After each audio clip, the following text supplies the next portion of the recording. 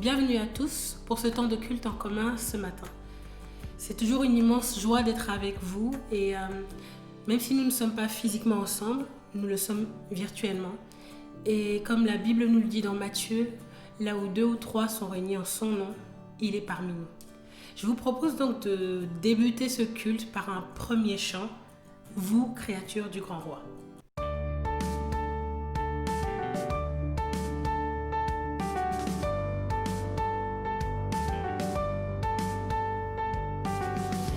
Créatures du grand roi, jusqu'aux cieux élevez vos voix, vos louanges, vous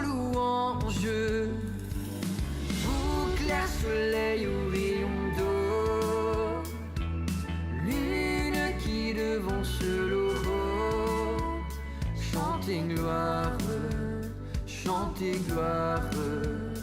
Alléluia, Alléluia, Alléluia.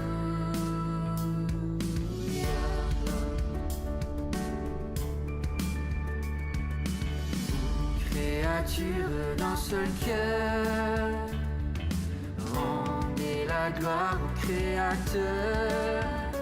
Alléluia, Alléluia. Au Père, au Fils, au Saint-Esprit, Trinité sainte, Dieu béni. Chantez gloire, qu'aux cieux montent vos louanges, vos louanges.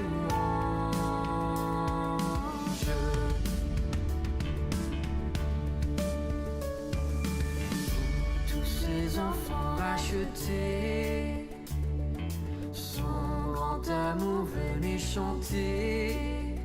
Alléluia, Alléluia.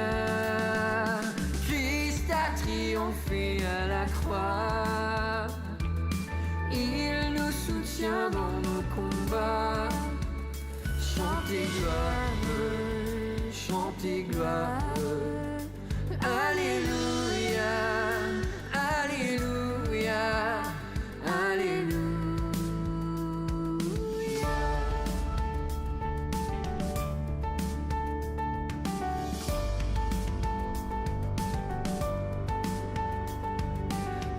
Victorieux, il reviendra, tout ce qui vit proclamera ses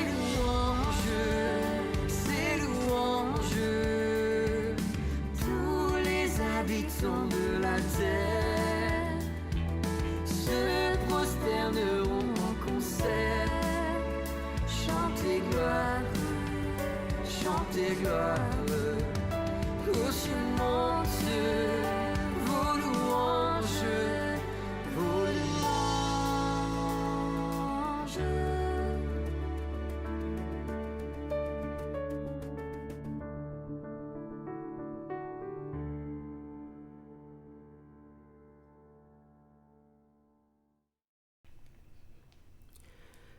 Je ne sais pas pour vous, mais les temps que je passe dans la présence de Dieu me sont tellement, mais tellement précieux.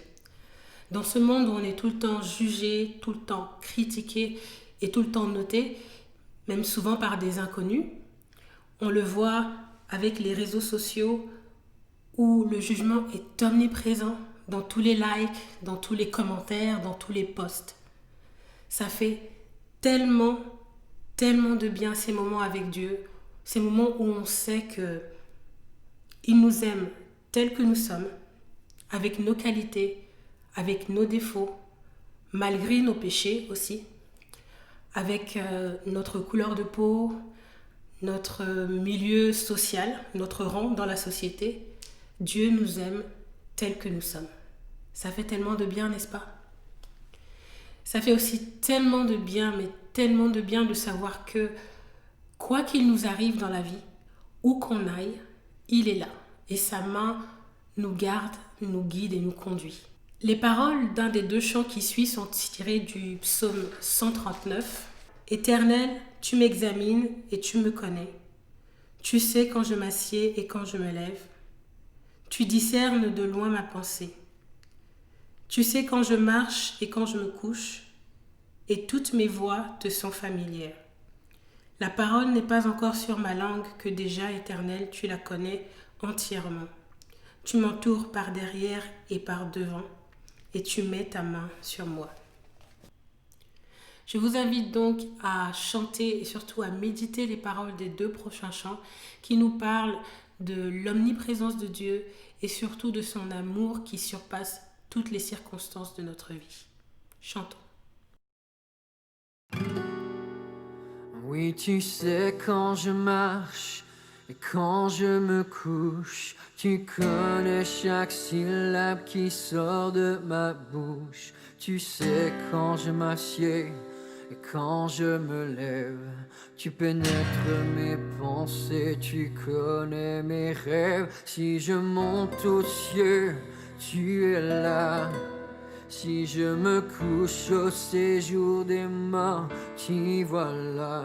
Si je prends des ailes pour traverser la terre et que j'aille à l'autre extrémité de la mer, là aussi ta main me conduira, là aussi ta droite me saisira.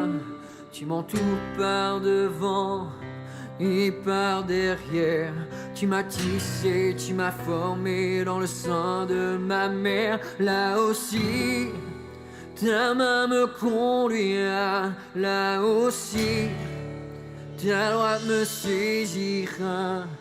Les ténèbres ne seront pas obscures pour toi, tu mettras ta main sur moi. Lorsque j'ai été fait dans un lieu secret, quand je n'étais qu'une masse, tes yeux me voyaient. Tous les jours de ma vie ont déjà été comptés, avant même que je sois né. Que tes pensées, ô Dieu, me semblent impénétrables. Elles sont bien plus nombreuses que tous les grains de sable.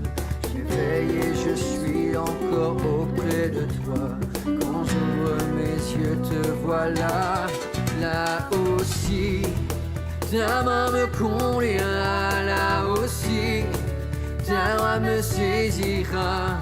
Tu m'entoures par devant et par derrière. Tu m'as tissé, tu m'as formé dans le sein de ma mère. Là aussi, ta main me conduira. Là aussi, ta droite me saisira. Les ténèbres ne seront pas obscures pour toi. Tu mettras ta main sur moi. Sonde-moi, ô Dieu, car mon cœur tu connais. Et pour moi examine toutes mes pensées. Regarde si je suis sur une mauvaise voie. Ramène-moi, Père, auprès de toi. Sonde-moi, ô Dieu, car mon cœur tu connais. Et pour moi examine toutes mes pensées. Regarde si je suis sur une mauvaise voie. Ramène-moi, Père, auprès de toi. Là aussi, ta main me conduira. Là aussi, ta droite me saisira. Tu m'entoures par devant et par derrière. Tu m'as tissé, tu m'as formé au sein de ma mère. Là aussi, ta main me conduira. Là aussi, ta droite me saisira. Les ténèbres ne seront pas obscures pour toi. Tu mettras ta main sur moi.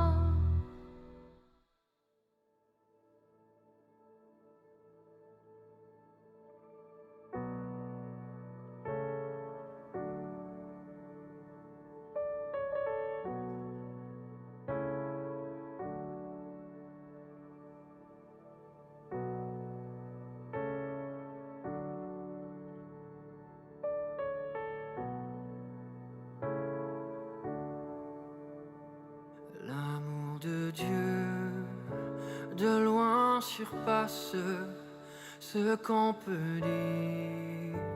Le cœur humain Il est plus grand que les espaces, même en l'abîme, il nous atteint. Pour le péché de notre monde, Dieu nous donna Jésus. Il nous pardonne aux paix profondes, il sauve les perdus.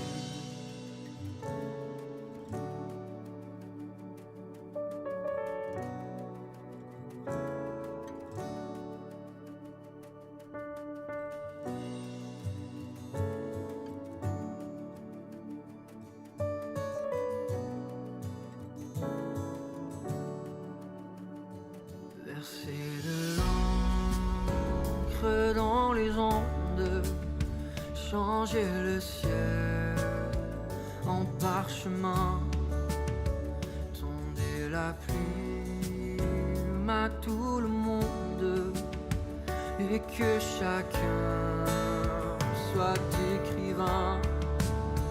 Vous dire tout l'amour du Père ferait tarir les eaux et remplirait la place entière de ces divins rouleaux.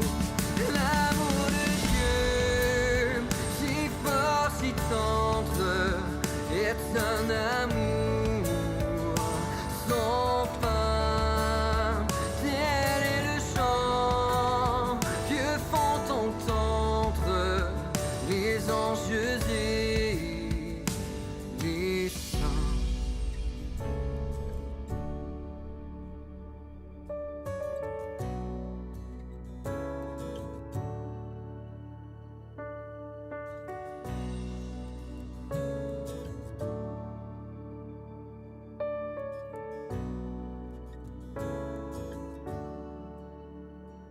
Et que le monde un jour chancelle avec ses trônes et ses rois, quand trembleront tous les rebelles, soudain saisis d'un grand effroi. L'amour de Dieu que rien ne lasse, pour nous encore vivra. C'est le miracle de l'as. Amen, alléluia. L'amour de Dieu, si fort, si tendre, est un amour sans fin.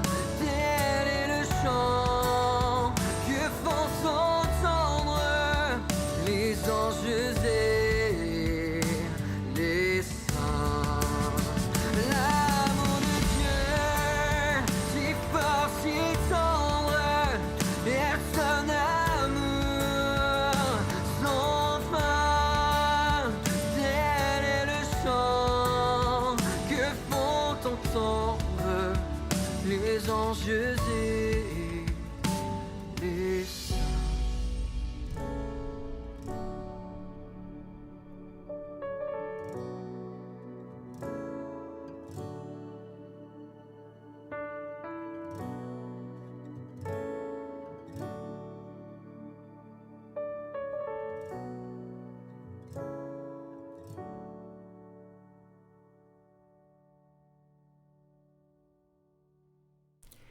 Nous venons de chanter que Dieu est omniprésent avec nous.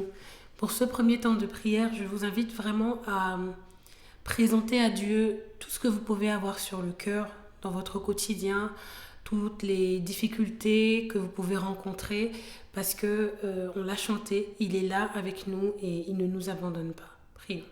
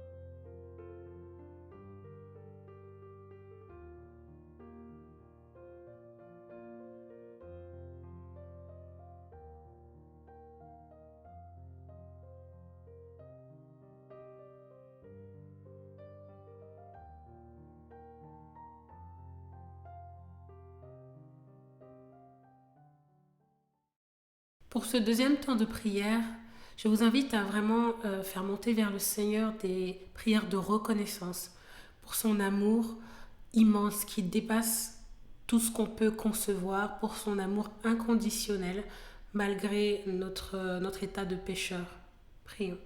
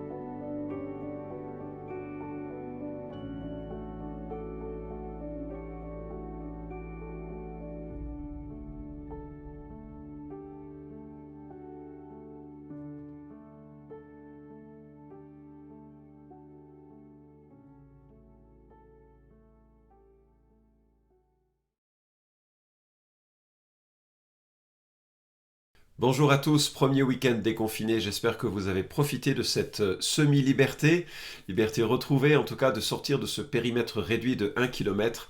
En fait ça fait du bien même dans sa tête de savoir qu'il y a moins de restrictions. Quelle époque nous vivons heureusement. Le royaume qui nous attend sera un royaume déconfiné, ça c'est certain, et grandiose et magnifique, et nous avons hâte et nous prions que son règne vienne. Lundi, jour de congé habituel, j'ai pris un vieux morceau de bois qui traînait dans la remise, un tasseau qui n'avait pas été utilisé, ou un bout de tasseau qui n'avait pas été utilisé, puis j'ai pris un canif, puis je l'ai taillé pour en faire cet objet, une cuillère.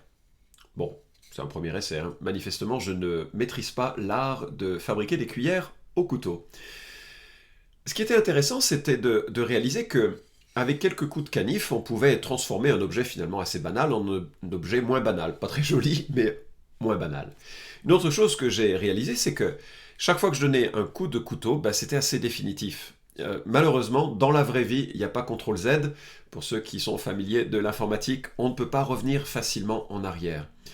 Et ça m'a inspiré un peu cette idée de ce message de ce matin, c'est que notre communication, elle est un peu comme une manière de sculpter les gens qui nous entourent, mais également de sculpter notre âme ou de refléter comment Dieu sculpte notre âme. Et parfois nous disons des choses que nous ne pouvons reprendre, un peu comme le coup de canif qui fait une encoche, une entaille définitive sur le bois. Ce que nous disons peut influencer durablement ceux qui nous entourent, pour le bien ou pour le mal.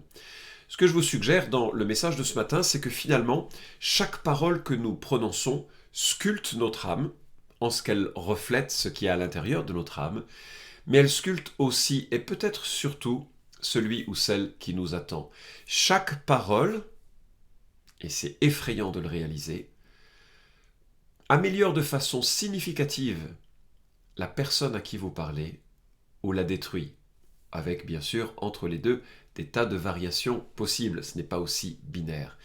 Mais la coupe que nous faisons par nos paroles laisse des traces pour le bien, ou des traces pour le mal. Qu'est-ce qui reste dans la traînée de vos paroles? Des déserts, des amertumes, des incompréhensions, des cicatrices, ou bien encore des baumes, des encouragements, des sourires, des joies. Jacques le dit ainsi, la langue est un petit membre, mais elle a de grandes prétentions. Voyez comment un petit feu peut embraser une grande forêt. Proverbe dit exactement la même chose. La mort et la vie sont au pouvoir de la langue. Il y a 7 abominations, 7 choses que le Seigneur déteste dans le livre des Proverbes, et c'est intéressant de noter que 3 de ces 7 que vous trouverez en Proverbes chapitre 6, versets 16 à 19, 3 de ces 7 choses ont à faire avec la manière de parler. Alors ce matin, ce que j'aimerais voir, c'est 4 repères tirés du livre des Proverbes qui nous permettent de pouvoir mesurer de façon positive notre communication auprès de ceux qui nous entourent. Nous allons voir qu'il faut parler après écoute, qu'il faut parler avec réflexion, qu'il faut parler avec tact et qu'il faut parler pour guérir. Premier point donc, parler après écoute. Proverbe 18-13 nous dit « Celui qui répond avant d'avoir écouté, voilà bien pour lui stupidité et confusion. » Ce que j'aime avec Proverbe, c'est que c'est assez cash et assez clair. Les parents doivent apprendre aux enfants que Dieu leur a donné 2 oreilles et une bouche. Quelque part, ça doit nous informer de la proportion que doit avoir notre communication. En Proverbe 18-15, il nous est dit « L'oreille des sages recherche la connaissance ». Nous sommes donc invités à écouter avant de parler, parce que sinon, voilà bien pour lui, stupidité et confusion. Stupidité et confusion. Alors je pense qu'il faut faire une distinction entre la discussion à bâton rompu entre amis où ça fuse dans tous les sens et puis quand l'un commence une phrase, l'autre la continue. Je pense que c'est plutôt une démonstration d'affection, d'amour. On se comprend les uns les autres au point de quelque part d'aller dans la même direction. Là, je pense que Proverbe parle davantage d'une situation où la conversation pourrait prendre une tournure plus personnelle, plus profonde, et puis qu'elle est coupée par l'interruption constante d'une personne qui ne cherche pas à comprendre l'autre. La prochaine fois que vous passez une soirée entre amis, la prochaine fois qu'on a le droit d'avoir une soirée entre amis, regardez, observez ce qui se passe. Quelqu'un raconte une situation, et avant même que la personne ait terminé, une autre va enchaîner « Ah oui, c'est comme moi !» Et finalement, il va essayer d'évoquer la même maladie, la même mésaventure, ou bien de parler de l'oncle ou de la tante qui a eu la même situation. En fait, il détourne l'attention qui est sur celui qui commence à évoquer sa situation pour la conduire vers elle-même. Voilà bien, stupidité et confusion, nous dit Proverbe. C'est souvent une manière d'ignorer l'autre dans sa souffrance et donc ça fait de la peine. Ou bien quelqu'un pose une question, un autre répond et un autre l'interrompt. Et lorsque la discussion porte sur des sujets ou des thèmes importants, finalement on n'aura jamais l'opportunité de lui apporter quelque chose de nourrissant, constructif, utile, édifiant. Comment savoir si vous parlez trop ? Mesurez la dépense émotionnelle qui pèse sur vous au fil des conversations. Est-ce que vous sortez en valorisé parce que vous avez appris des autres, parce que vous êtes investi dans les autres, ou bien est-ce que vous êtes épuisé parce que vous avez dû ou voulu prendre le dessus de l'ensemble de la conversation ? Comment je le sais ? J'ai juste besoin de regarder dans mon propre cœur pour ces illustrations. Proverbe 19-20, écoute les conseils et reçois la leçon afin que tu sois sage par la suite. Entendre, c'est plus qu'écouter, c'est prendre en considération ce qui est dit pour le transformer en action. Voilà la sagesse dont il est question dans le livre des Proverbes. Deuxièmement, réfléchir à la formulation. Le dicton « tourner sa langue 7 fois dans sa bouche » est plein de sagesse. Ça a été illustré dans le premier message de Philippe sur la sagesse et le livre des Proverbes. Proverbe 15-18 nous dit « Le cœur du juste médite pour répondre, mais la bouche des méchants déverse des mauvaises paroles. » Il y a quelque part un tac au tac qui est désastreux et qu'il faut apprendre à mépriser. Que l'on soit dans un embouteillage où soudainement quelqu'un nous envoie des paroles peut-être pas très agréables et on a envie de répondre immédiatement, ou que ce soit dans une conversation de couple ou d'une conversation professionnelle, parfois il est très utile de dire « Stop ! Je vais réfléchir à ma réponse ». Et combien de fois j'ai regretté avoir envoyé un mail trop rapidement, de façon très factuelle, alors qu'il y avait dans le mail que j'avais reçu des éléments qui étaient de l'ordre de l'émotion, de la relation, et que je venais de briser en répondant très froidement. Enfin, moi, c'était pas mon intention, mais parce que je n'ai pas pris le recul de la relecture ou de la réflexion sur ce que je disais a été perçu comme un coup de couteau dans le cœur. D'ailleurs, on voit que c'est comme ce que Jésus dit, c'est de l'abondance du cœur que la bouche parle. Je dois veiller à la manière dont je réponds parce que cela reflète le plus ce qui est dans mon propre cœur.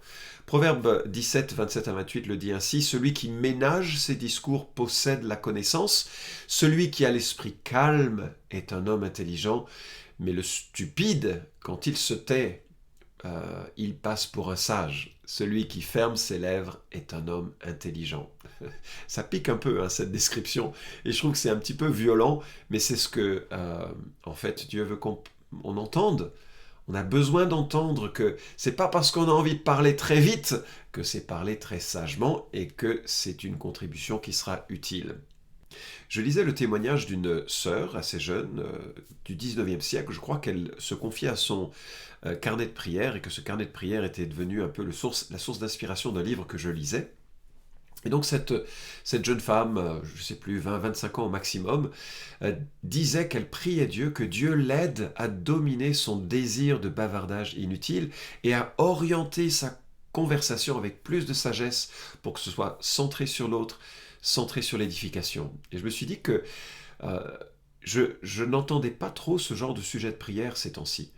Quand on prie pour la sanctification, on prie rarement sur la manière de parler, la manière de converser, sur l'abondance de nos paroles ou sur l'attention que l'on pourrait accorder aux autres. Peut-être que nous pensons que nous avons maîtrisé la question. Alors, dans la vie, il y a des conflits à gérer, il y a des clarifications à apporter, que ce soit en tant que parent, que ce soit au niveau du couple, que ce soit dans une entreprise, que ce soit dans toute relation humaine, il y a parfois des frictions qu'il convient de régler ou d'aborder. Pensez au contexte. Quel est le meilleur moment pour parler ? Ça fait partie de la réflexion et de la méditation sur ce sujet. Pensez à formuler vos critiques ou vos doléances avec grâce en vue d'améliorer le futur et sachez accueillir de telles paroles parce que c'est une preuve de sagesse que de se laisser corriger. Anticiper les réactions possibles, avoir du tact. Là encore, je réalise que bien souvent, nous avons dû nous asseoir, Laurie et moi, peut-être au pire moment, pour essayer de résoudre des tensions ou des conflits, et j'ai dû ensuite réaliser que en fait, j'avais envie de décharger une émotion, une colère sourde. Alors, mes colères sont très rarement expressives, elles sont plutôt tamisées et retenues, mais elles sont quand même des colères. Et puis, à un moment donné, c'est trop et je veux dire les choses, régler les choses, faire avancer notre chemin. Et très souvent, j'échoue. Alors il ne s'agit pas de modifier la réalité en disant des paroles fausses. Proverbe 16, 13 nous rappelle que les lèvres justes ont la faveur des rois et l'on aime celui qui parle avec droiture. La parole flatteuse n'a pas bonne presse ni dans l'Ancien Testament, ni dans Proverbes, ni dans le Nouveau Testament. Éphésiens nous propose de dire la vérité avec amour et nous devons nous employer parfois à dire la vérité. Donc parfois il faut quand même dire les choses qui sont difficiles ou douloureuses, parfois clarifier des conflits, mais réfléchissons à la manière de le faire. Parler avec tact. Vous vous souvenez de l'illustration de ce canif, de ce couteau qui taille, le langage, la communication, c'est exactement ça. Proverbe 12, 18 nous dit « Tel qui bavarde à la légère blesse comme une épée, mais la langue des sages apporte la guérison. » J'ai jamais été percé par une épée, mais je me dis que ça doit être une expérience très désagréable. Je me suis coupé avec des couteaux et c'est très désagréable. Et parfois ça saigne longtemps, parce que les doigts on en a besoin régulièrement. Eh bien des paroles qui sont dites à la légère peuvent blesser comme un couteau, et ça fait mal et ça saigne longtemps. Par contre le langage des sages apporte la guérison, on reviendra sur ce point tout à l'heure. Comment est-ce qu'on blesse avec la langue ? On blesse quand on suscite des conflits. Proverbe 16, 18. On blesse quand on rapporte la faute des autres. Proverbe 16, 18 également et 26, 22. On blesse quand on fait des blagues lourdes et déplacées. les blagues sexistes, les blagues machistes, les blagues racistes, lorsque l'on trompe les gens et qu'ensuite, quand ça prend une mauvaise tournure, non, non, mais je plaisantais, ou bien lorsqu'on critique les gens de façon soi-disant rigolote pour faire passer un message que l'on n'a pas le courage de dire en face. Parler avec tact, c'est réaliser qu'on a la capacité d'envenimer les choses ou bien de les apaiser. Vous savez, quand monsieur dit quelque chose avec c'est un petit peu sec, madame répond avec encore plus de sécheresse. Monsieur se dit qu'on ne doit pas lui parler ainsi, et il répond de tac au tac avec plus de sécheresse encore, et bientôt les deux sont en colère l'un contre l'autre, ça s'envenime, ça crie. Ce que je dis de madame et de monsieur, c'est ce qui peut se dire et se vivre entre frères et sœurs, c'est ce qui peut se dire et se vivre entre voisins, entre collègues, bref. Proverbe 15, 23 nous dit « C'est une joie pour l'homme quand il donne une réponse de sa bouche, et combien est bonne une parole dite à propos. » On peut avoir la capacité de dire les choses à propos plutôt que d'envenimer les choses. Il y a quelque chose de bienfaisant dans une parole, ou du moins qui devrait être bienfaisant dans une parole, et Proverbe nous encourage à réfléchir en ces termes. Proverbe 25, 11 en parle même comme des bijoux, des pommes d'or sur des ciselures d'argent. Voilà une parole qui a du tact. Elle prend en compte la pertinence du mot, le timing de l'expression. Ce qui me conduit à une quatrième et dernière dimension d'une communication juste, parler pour guérir. On a vu qu'une parole peut blesser comme une épée, mais elle peut aussi apporter la guérison. C'est l'autre segment de Proverbe 12, 18, tel qui bavarde à la légère blesse comme une épée, mais la langue des sages apporte la guérison. Comment ça fonctionne? Comment est-ce qu'on guérit les autres par notre langage? Déjà par la douceur. Proverbe 15, 4 décrit cela comme un arbre de vie. Des paroles douces sont comme un arbre de vie. Ça fait référence à la Genèse. C'est immense, c'est géant. Dire quelqu'un qui est marqué par la douceur, c'est comme s'il faisait refleurir le désert. Par le pardon, Proverbe 10, 9, celui qui couvre une faute recherche l'amour. Et donc lorsque on prend du recul sur les offenses que nous recevons, parce que c'est le propre de la vie sur terre, et cette parole douce dont on a parlé, elle est capable d'éteindre des incendies. Proverbe 15, 1 nous dit « Une réponse douce calme la fureur, mais une parole blessante excite la colère. » Lorsque les gens sont en fureur devant nous, ils sont surpris et désarmés lorsque nous-mêmes nous répondons avec douceur. Je me souviens au Tchad, un homme plus jeune que moi m'a abordé plutôt avec dureté, ce qui est rare parce que souvent il y a une culture du respect de la personne plus âgée. Et il est devenu assez agressif à mon égard. Alors bon, j'ai réalisé qu'il n'y avait pas une conversation très, très utile, donc je me suis un peu éloigné. Et puis il s'est rapproché et j'ai vu qu'il avait vraiment envie d'en découdre en quelque sorte. Et là il m'a parlé de toute sa haine des Blancs. Il m'a dit que son grand-père, qui avait été engagé dans l'armée française, en tant que Tchadien, avait subi des brimades incroyables et répétées, et même jusqu'à la fin de sa vie. Il m'a parlé de beaucoup de souffrances infligées par les Blancs, et notamment des Français, et qu'il avait envie de vengeance et de meurtre. Et ses yeux sont devenus d'une intensité, je réalisais que apparemment il voulait s'entraîner à mes dépens. Alors j'aurais pu lui expliquer que ce qu'un gouvernement fait n'est pas forcément partagé ou accepté par l'ensemble de sa population. Mais ça n'aurait pas marché dans une culture collectiviste où les comportements de l'un reflètent la responsabilité de l'ensemble. J'aurais pu aussi lui expliquer que ce qu'a fait une génération ne peut pas être reporté sur la génération des plus jeunes. Mais là encore, la culture collectiviste de responsabilité collective fait que ça n'aurait pas marché comme argument, et puis on n'était pas au niveau des arguments. Alors au départ, j'étais un petit peu énervé, et j'avais envie de répondre, de répliquer. Et puis ensuite, j'ai réalisé toute la souffrance qui était en lui et que finalement, j'étais triste pour lui. De génération en génération, on avait ressassé des violences, on avait ressassé des choses vraiment inacceptables d'ailleurs. Et je pouvais comprendre sa perspective. Alors plutôt, je lui ai raconté l'histoire de ma famille, une famille juive, puisque je suis juif par mon père, une famille juive dont certains membres sont morts dans les camps de concentration. Et il se trouve que maintenant je travaille dans une mission où l'un de mes plus proches collègue et collaborateur est un Allemand. C'est lui qui est le directeur sur l'Afrique et son père et sa famille étaient engagés avec les nazis. Ce qui est remarquable et ce qui est remarquable dans l'Évangile, c'est qu'on n'a pas besoin de régler les comptes de quoi que ce soit. Christ apportera son jugement comme il l'entend, de la manière dont il l'entend. Personne n'échappera à son regard très précis. Mais ce que je lui ai dit, c'est combien j'étais reconnaissant que j'avais parmi mes plus proches amis et mes plus proches collaborateurs et frères, un homme dont le pays est associé à la détresse d'une partie de ma famille. Et ça permet de briser toutes les barrières. Et lorsqu'il entendait ça, tout s'est dégonflé. Parce qu'il voyait la beauté de l'Évangile, la beauté de Christ, la beauté de la réconciliation qui vient en Christ. Et je me disais de Proverbe 15.1 combien c'était pertinent. Une réponse douce calme la fureur. On a parfois l'impression que seuls les forts auront raison, que les gens durs posséderont la terre et leurs biens. Mais Christ nous rappelle, heureux les doux ou ceux qui sont doux, car ils hériteront la terre. Proverbe 25.15 le dit ainsi, par la lenteur à la colère, on peut fléchir un prince, et une langue douce peut briser des os. La douceur, la bienveillance, la gratitude que nous manifestons, non seulement est bénéfique pour nous-mêmes, mais elle est bénéfique pour ceux qui nous entourent. Je suis en train de lire un livre sur le couple qui s'intitule Cherish, chérir, le mot singulier qui change tout. Il n'existe pas encore en français, il est signé de Gary Thomas, et voilà ce qu'il dit.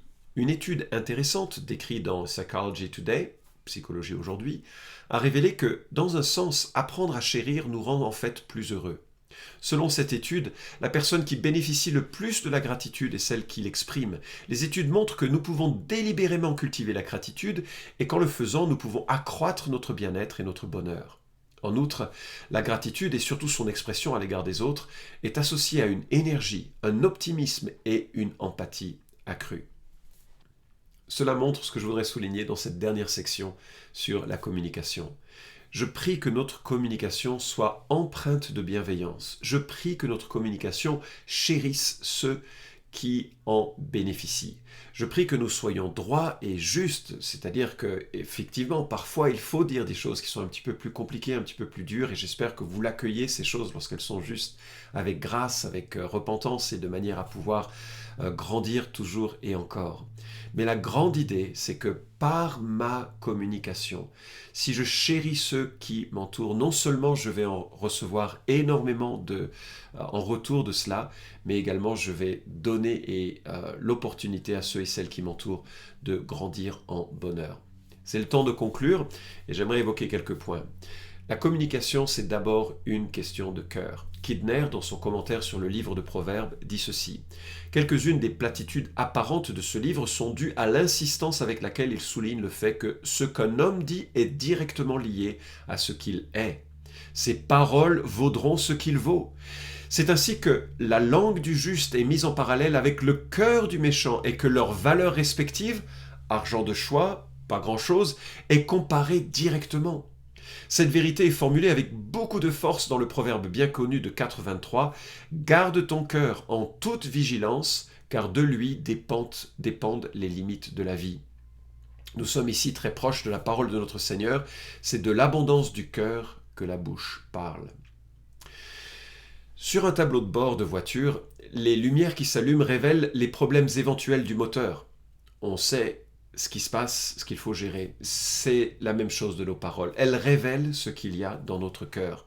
Si vous êtes incapable de contrer un flot de paroles, ça dit quelque chose de vous. Si vous êtes incapable d'échapper à cette dureté qui s'exprime, ça dit quelque chose de votre cœur. Et l'encouragement que je pourrais donner, c'est chercher d'abord le royaume de Dieu. Pourquoi ?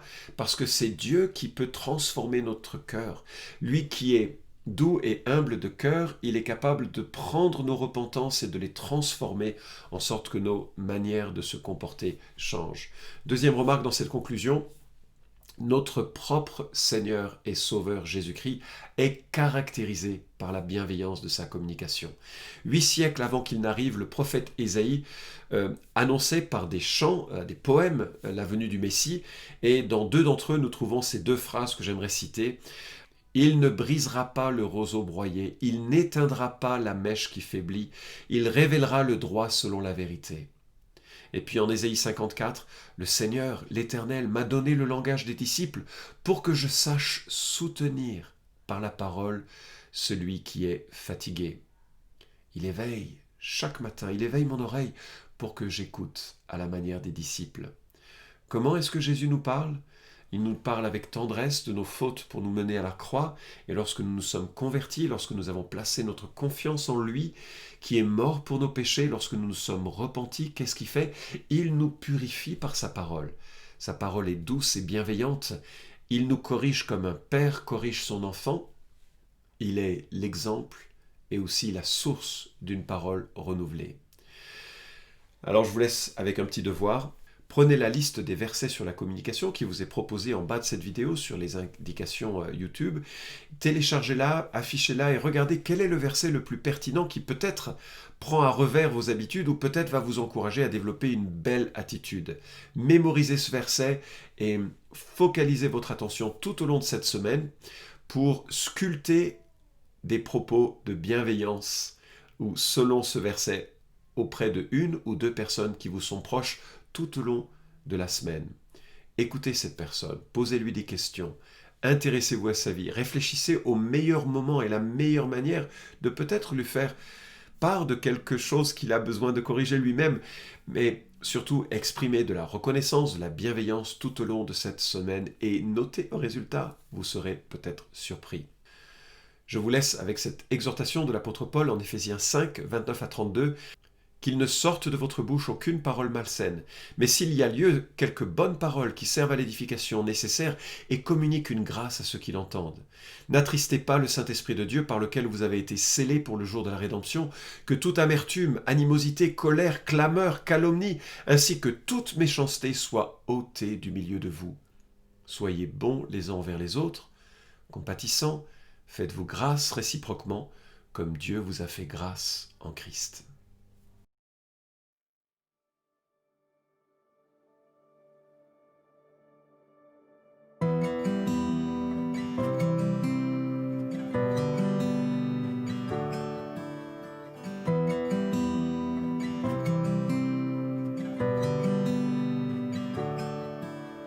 Mystère de la croix, comment le concevoir?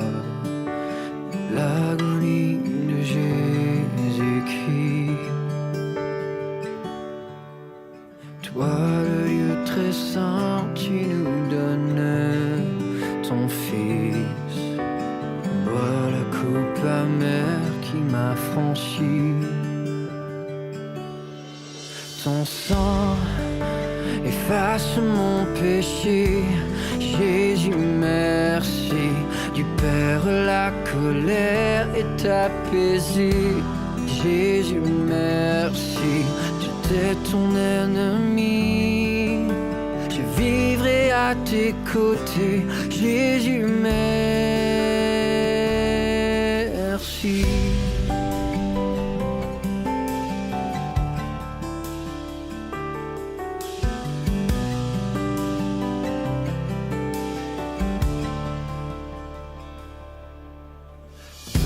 Sacrifice parfait, je viens à toi, accueilli comme un ami. Les richesses de ta grâce abondent en moi. Le pardon, ta bonté sont infinis. Ton sang efface mon péché, Jésus merci. Du Père la colère est apaisée, Jésus merci. J'étais ton ennemi, je vivrai à tes côtés, Jésus merci.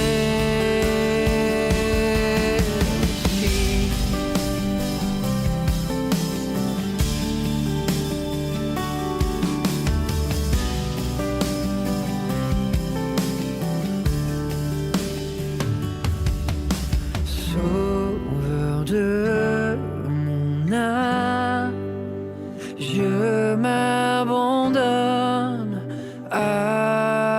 toi, Sauveur de mon âme, je m'abandonne à toi. Sauveur de mon âme, je m'abandonne à toi. Sauveur de mon âme, je m'abandonne à toi. Ton sang efface mon péché, Jésus merci. Du Père la colère est apaisée, Jésus merci. Ton sang efface mon péché, Jésus merci. Du Père la colère est apaisée, Jésus merci. J'étais ton ennemi, je vivrai à tes côtés, Jésus merci.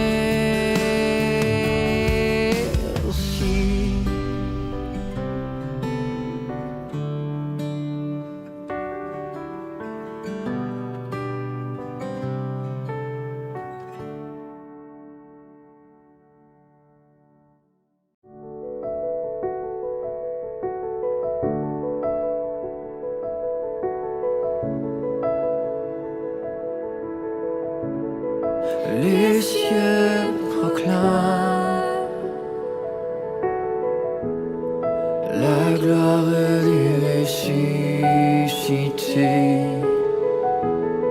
Rien n'est égal à la beauté du Seigneur. À jamais il sera l'agneau sur le trône. Je fléchis le genou pour l'adorer lui seul.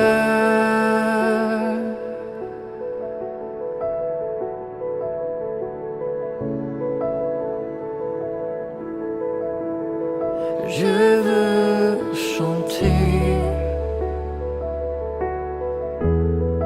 la gloire du ressuscité, l'agneau immolé nous a rachetés pour Dieu. À jamais il sera l'agneau sur le trône. Je fléchis le genou pour l'adorer lui seul. Les cieux proclament la gloire du ressuscité. Rien n'est égal à la beauté du Seigneur. À jamais il sera l'agneau sur le trône. Je fléchis le genou pour l'adorer lui seul. À jamais tu seras l'agneau sur le trône. Je fléchis le genou pour t'adorer toi seul. T'adorer toi seul.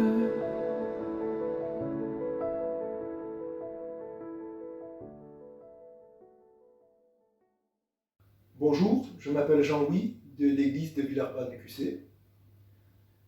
Je vous propose de prier. Dieu notre Père, en nous créant, tu nous as dotés de la parole, du pouvoir de communiquer avec les autres. Mais nous savons combien cette parole peut être réconfortante, mais aussi blessante. Seigneur, donne-nous la sagesse nécessaire afin que notre langue ne soit jamais médisante, mais utilisée pour le bien et qu'elle reflète ta gloire. Tu sais, Seigneur, combien nos émotions peuvent affecter notre communication avec autrui. Donne-nous de les maîtriser afin que ce qui sort de notre bouche ne soit pas offensant. Donne-nous également d'être à l'écoute avant de parler, que ce soit en famille, entre amis ou dans le milieu professionnel. Je te remets nos frères et sœurs de l'Église et plus largement les chrétiens du monde entier, afin que leurs paroles t'honorent et honorent les évangiles. Je te remets également nos autorités, afin qu'elles agissent avec sagesse et discernement et prennent les bonnes décisions pour la gestion de cette crise. Au nom de Jésus. Amen. Je vous souhaite à tous un très bon dimanche et une très bonne semaine. Au revoir.